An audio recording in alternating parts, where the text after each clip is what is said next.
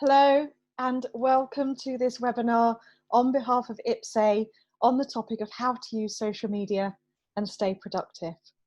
If you tuned in live to this session, I'm so sorry that we stopped after 10 minutes. I live in a very rural area in the Cotswolds and we had a power cut.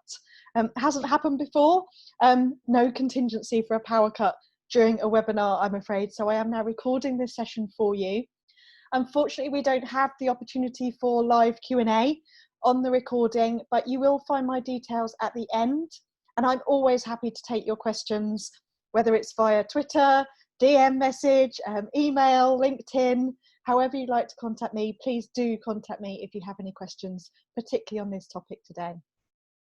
So I had seen some familiar names in the chat box that had appeared. So hopefully there's some familiar names watching this as well, but just in case we haven't met before in any way, shape or form, my name is Luann Wise. I am a marketer. I have 20 years experience in working in advertising agencies, working client side as a marketing manager and running my own consultancy business as a freelancer for 9 years. I'm chartered, I'm a member of the Chartered Institute of Marketing. I have to keep up my CPD and submit my hours and my reflections every year, and I'm proud to do that. B2B marketing is probably my specialism. I work directly on a day-to-day basis with a number of clients, from law firms, financial services, manufacturers, through to household cleaning products. I'm lucky to work directly with clients, but I do also write and I also teach on these topics as well. I've written a book, Relax, It's Only Social Media, and I've created a planner. Many of the resources from the planner are now available freely on my website. I work directly with some of the social media platforms. I am one of LinkedIn Learning's course instructors. If you have a premium account, you would be able to access their huge library of online learning courses. I'm actually writing a new one for them right now and we'll be recording very soon.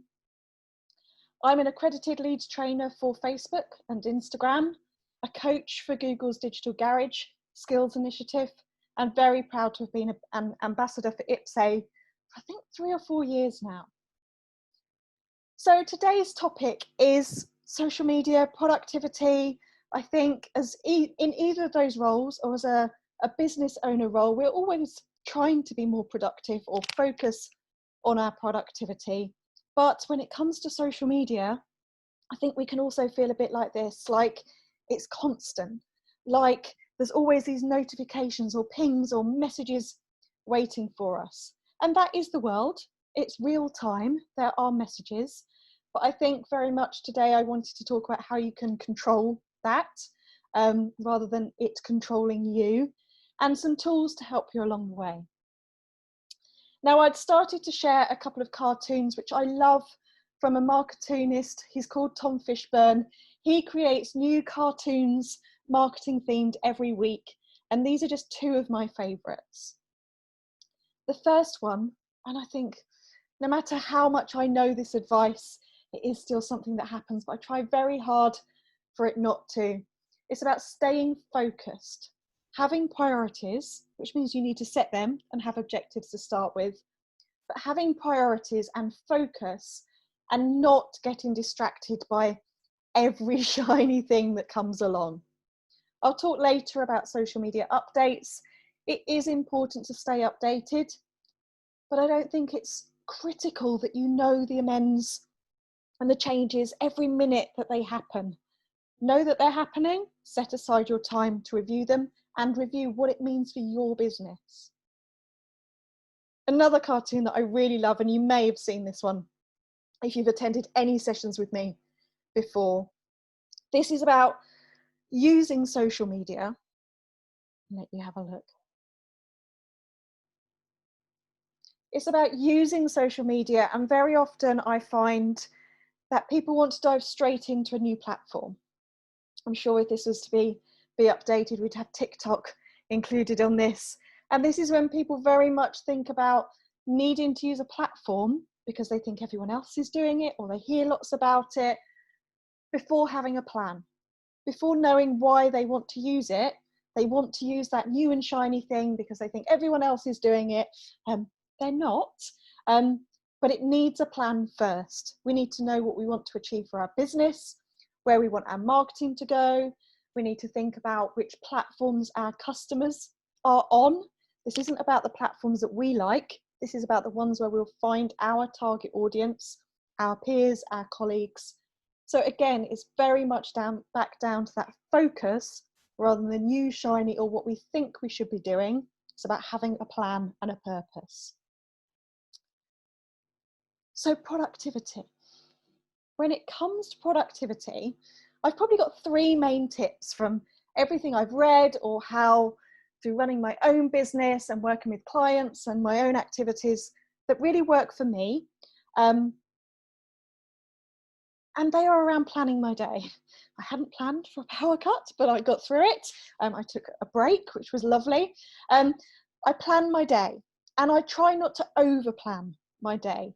I think of maybe three big tasks that I need to achieve. I use planners, I use desk pads, I use digital calendars, I use a good old pad and paper because I like to cross things through. This is about what works for you, but it is about having a plan that's realistic that you can get through. I've found, I don't know if you've found, over the last few months, my working day has differed. Even though I've been working from home for a very long time, it has changed. The world has changed, how other people are working has changed. The working day has got longer as well. And it's harder to get the balance between work and home when you are living and working all in the same place. So think about having the plan and what works for you.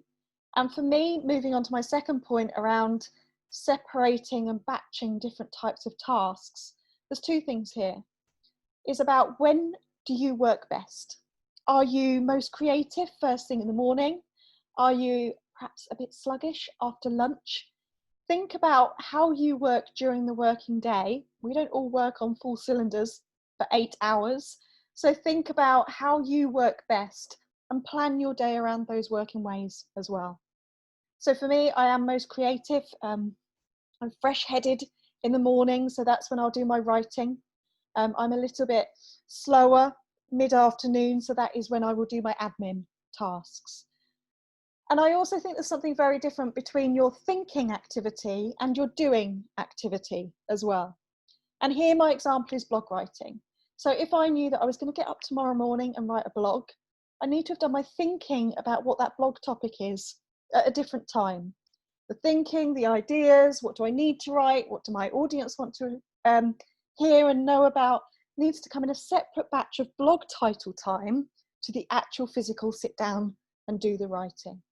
So think about when you look at your task list, what works for you within your day, but separate things down as well. And then to be more productive, it's about finding tools that will help you. And again, on this note, there are so many tools. You will read so many articles about applications, tools, books, planners, ways of working. For me, my theory on this is to think about how I work already and what I could do to improve it. So I then go and find a tool that will help me rather than perhaps reading about lots of tools and seeing how I can fit that in to the way I work. So if there's something that I'm doing manually several times, I'll probably think to myself, there's got to be a tool that will make me do this quicker or make it less manual. So some tools that I use. Again, you don't need to use these, but these are the ones that I use and I find helpful through trial and error. And these are also tools that often come up if we were having a Q&A session around how do I find hashtags? How do I know the best times of day to post? And how do I create ideas for social media content? So the 2 tools that I use to identify hashtags are, I would just start off by thinking about what people search for if they were looking for my content. So it could be hashtag social media. But I would use a tool such as Hashtagify.me on the desktop, or Tagomatic is an app. And they work really well for me to find other hashtags that I can use. 2 or 3 hashtags in a tweet or a LinkedIn post, up to 30 hashtags in an Instagram post. And Facebook is starting to encourage more use of hashtags again. Again, it's that batching time. So I would do hashtag research in one batch of time, think about what blog titles I was going to be writing or what topics I was going to be posting about on my social media platforms, do some hashtag research with these tools, and then have it written in a notes file, ready for when I'm actually doing my posting, and I can copy and paste them across. One thing about being productive is that you can't be on 24/7 on the social media platforms. You need to be on them when your target audience, your customers, are most likely to be online.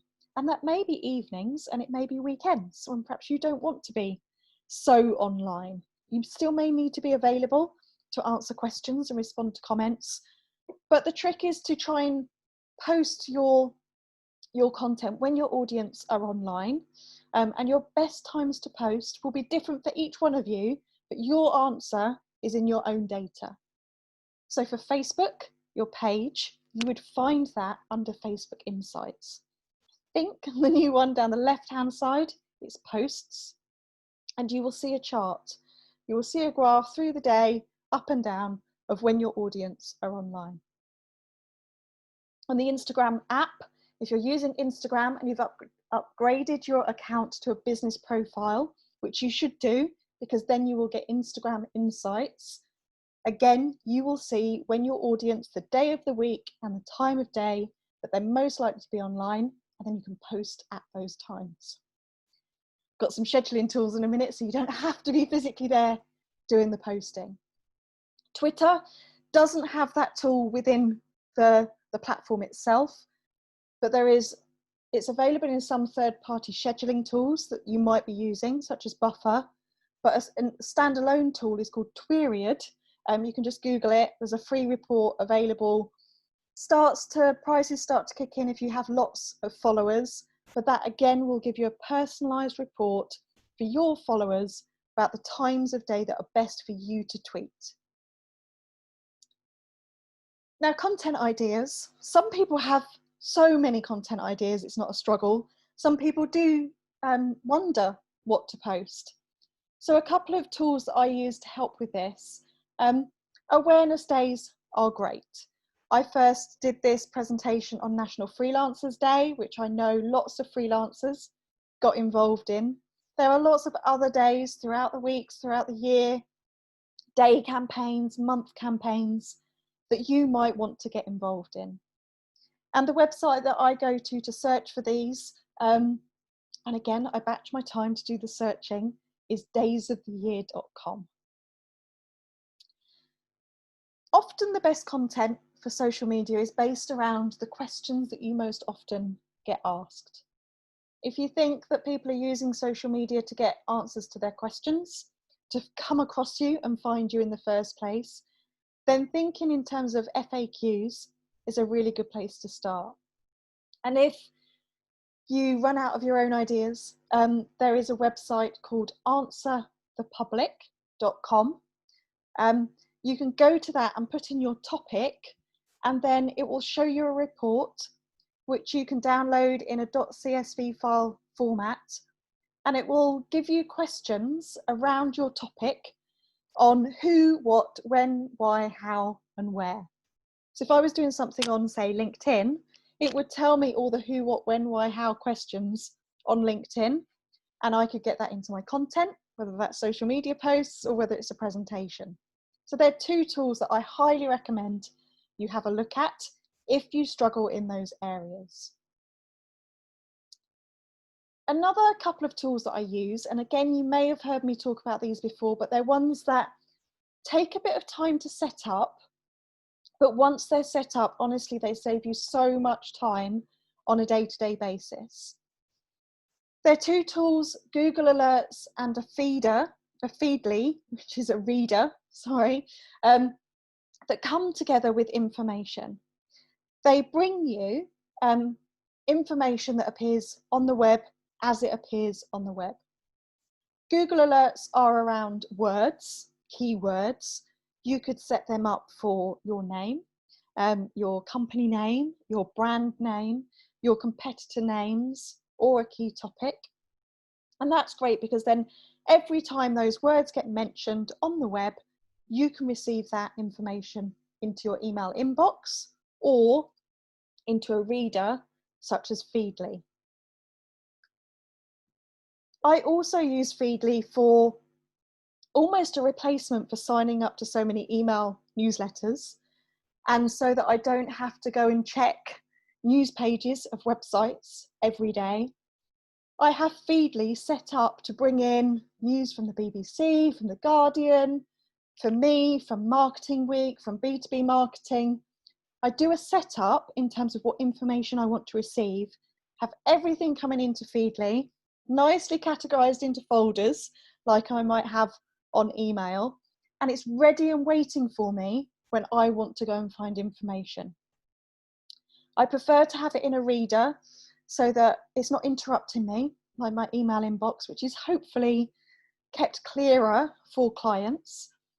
Feedly is when I need to go and find content to keep my knowledge up to date, or when I need to go and find content to post on my social media platforms. Now, the importance here, and we call this curating content, is that I don't need to create from scratch every blog post, everything that I'm going to share.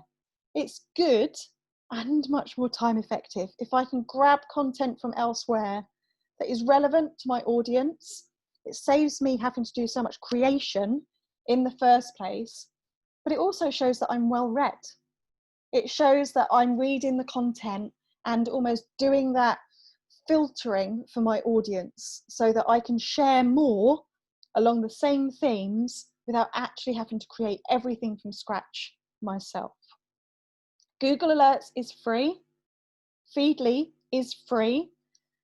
But there is a paid for version, which you may find more useful. It can integrate directly with Buffer and Hootsuite, and I think there's some other integrations as well. So if you found articles in there and just wanted to one-click share through to your social media, you can do that as well. I have written a guide on how to use Feedly and Google Alerts. You can download that for free from my website from this link right there.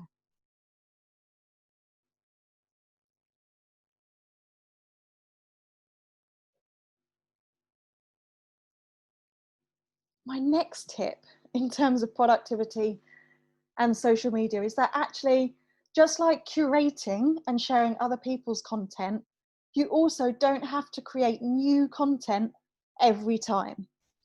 If you think about social media, unfortunately, as much as we would like to think everyone watches everything we do, they don't. People miss things. Maybe they weren't even aware of you at that time. I think we've got lots of new people watching this webinar that maybe haven't watched one of my webinars before, even though I've been doing them for 2 or 3 years for Ipso. So you are new to my world now, and you may want some of my content. So I'm not going to think I'll post that once and everyone will have seen it. I will repeat it as long as it's what we would call evergreen content and is okay to keep repeating it. And I'll also repurpose things into different formats as well, so that people can digest them in different ways, find them in different ways. So for example, this webinar, I'm recording it now, but I will download it, I will add it to my YouTube, I will transcribe it, I will create a blog, and then I'll create some social media posts from it as well. So it's almost a bit like less is more. Do less, but sweat it so much more. Repeat things, people need to see it again and again, but it saves you time thinking of new ideas all the time. So repeat and repurpose, and don't worry about doing that. As long as you don't repeat the same thing every day, all day, have it on a bit of a cycle. The more content you create, the more, the bigger your cycle will be. But please just don't think that everything has to be new from scratch. My favorite productivity tool on social media that many people don't use, and for me is a bit of a hidden secret or a revelation when I start talking about it, is lists on Twitter. Now, whether or not you are a Twitter user, You may find this functionality actually is useful to help you find more information, a bit like Feedly as a reader. Even if you don't retweet it, you may find that it's a good way of finding the news and then taking that content to the social media platforms that you do use. Lists have been recognised by Twitter as being something more important because they've put it much more prominently on their menu now. It's down the left-hand side when you log in. And I have written this all up, again, repurposing into a blog post for you, which the link is along the top. So if you're not rewatching or you want a really clear how to, have a look at that blog. Lists on Twitter are really just a smaller chunk of your total news feed. So I will have lists, for example, on local media, on competitors, perhaps journalists, so that actually I can just go to that list and see what that smaller group of people are posting, what they're tweeting about, without having to scroll through my full newsfeed of everyone that I'm following. There's also a couple of nice tricks to it in that if someone is on a Twitter list, you do not need to be following them. Twitter lists can be public or they can be private. If it's a private list, no one would know it exists.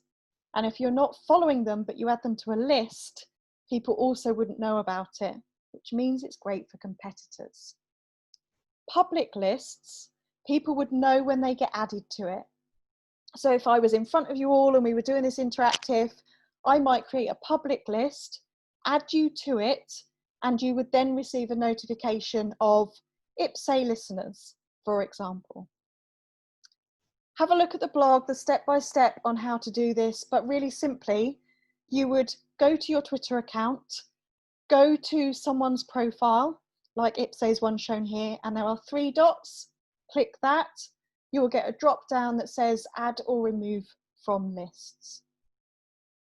If you're using a social media management tool like Hootsuite, you would then be able to pull the list into one of your streams and see just what those smaller number of people are tweeting about right there in one column. Hope that makes sense. It's kind of something to introduce you to and then to go away and have a play with. But if you have got any questions, please do just drop me a note. I've mentioned scheduling tools a couple of times throughout this session. It's a great way to just automate in a way for your content that is evergreen, for things that you don't need to think about. Perhaps you do this once a week, perhaps you do it more, once a month if you're really planned with your content. But for things, for example, when I do a webinar like this, I may plan in advance, I need to do a post a week out, a day out, and on the morning. And I'm just going to do that all in one go and put it on a timer, because otherwise I can kind of set and forget it then. I don't need to worry about, 1 hour to go, I must do the reminder. I can schedule directly on Facebook. You can see it there slightly. If you are using your page, you go to Insights and Publishing Tools, you would be able to schedule on there. Or if you're using Creator Studio, you could schedule for Facebook and Instagram from there as well. Twitter have finally, quite recently, added a scheduler to their own platform. When you are tweeting, you will see down the bottom, slightly blue, you can now schedule your tweets to go out at any day or time that you choose. Or you may choose to use a third-party tool like Hootsuite Buffer, Meet Edgar, SmarterQ, Agora Polls, Content Cow. There are so many schedulers out there. Personally, I use Hootsuite, but I also like to use Plannerly for Instagram because it's visual and I can see what things are going to look like on my grid before I go out. Now, I said there are lots of social media scheduling tools. Which one is right for you will come down to budget. Maybe you're using one already and there's no need for you to switch, or just have a look at the features. For me, using a scheduler is about getting the balance right between my time and getting more content out there. Some people don't like it. Some people think it may have an adverse effect, but if it means that I can put things on timers and keep showing up consistently, that is far more important and best use of my time than being on all day, every day, trying to post as I go. Entirely up to you, but these tools are available. What else do I use? Well, sometimes I said if I'm doing something really manually and think that there could be a tool out there to help me do it better or quicker, faster. A couple that I do use are IFTTT, which stands for if this, then that. And with that, there are lots of rules that you could create. So for an example, if someone mentions me on Twitter, then add them to a spreadsheet. The one I like to use but isn't available with if this then that is when people use certain hashtags to add them to a Twitter list. Zapier is a tool that will allow me to do that, and I use this quite often around events. So if my target audience were all in social media and there was a big social media event such as Social Media Week, I might want to create a list which would become a prospect list of everyone that was tweeting using an event hashtag or a particular keyword hashtag and put them into a list. And instead of doing that manually, for a small fee, Zapier would allow me to do that. These are two tools that could do hundreds of things for you, but think about what you might want them to do before you dive in and kind of set up lots and lots of things. They could be relevant on a day-to-day basis or perhaps for really specific campaigns as well. I like to create templates as well. If you receive messages from me, I do personalize them, I do tweak them, but there are sometimes messages that you find yourself writing something very similar time and time again. For me, quite often that is responses to invitations I receive on LinkedIn. So I created myself just in notes. I call it response A is when someone has sent me a message, and response B, I think, is when someone hasn't sent me a message. And it just means when I'm managing my LinkedIn inbox, I can kind of go into my notes, copy and paste my template, and then make small tweaks to it to personalize it, rather than having to type out the same thing again and again and again. So have a think about what messages you repeatedly type out, and if you can, create yourself a template, pop it in notes, along with a note on the list of hashtags that you might want to copy and paste as well. It just saves you a bit of time, and you've batched your time already, and you're all set up just to manage things on a day-to-day basis. All this scheduling, planning, thinking just means that really on a day-to-day basis, I'm looking at social media for what's timely and trending, and I tend to do that first thing in the morning, and maybe because of how I work, early afternoon, because that's kind of my lower time for when I'm happy to do a bit of scrolling around. That's what works for me, and then I respond to notifications. My notifications are probably the more urgent things around messages that people have sent me or mentions of my name. So they are things that I'm going to want to respond to much quicker than perhaps some stuff that can wait. It can wait. My last slide. Really sorry we didn't get to do live Q&A. I mentioned at the beginning about staying up to date with what's changing in the world of social media. There are lots of changes. There has been so far in 2020 over 200 changes to LinkedIn, Twitter, Facebook and Instagram. I keep a log of these, but there's a couple of reasons I do this. I keep a log of these because it's what I do, it's my world, it's the FAQs I get asked all the time, so I will create content around my FAQs. I create this and I share this in a weekly email newsletter, which you can sign up to on the link at the bottom, because I think this is of value to my audience. But also I did this for one major reason, in that I was getting very distracted by seeing in Facebook groups, on Twitter, LinkedIn posts, this has changed. And drip feeding that throughout the week was kind of quite overwhelming and stressful for me. So I decided what would work for me, and perhaps my audience, the people that I work with, would feel the same. I will spend 20 minutes once a week, looking at 5 or 6 key resources that I've identified as being credible resources. I know what I'm looking for. I scroll through them, digest the news in one go, and then can create this update that I share with people. So I don't worry about it if, while I've been recording this, there's been an update. That can wait. There's nothing so critical that I need to jump on it that minute. I don't think that's ever happened. So I take the distraction away. I've batched my time. I've created content. I can repurpose. It works for my business, and hopefully it works for people like you that I work with and speak to as well. Here are my contact details. If you do have any questions on this, any tools that you would like to find to help you make more use of your time, manage social media better, please do tweet me, DM me, email me, whatever works for you. I hope you found this webinar useful, and I will see you at the next one.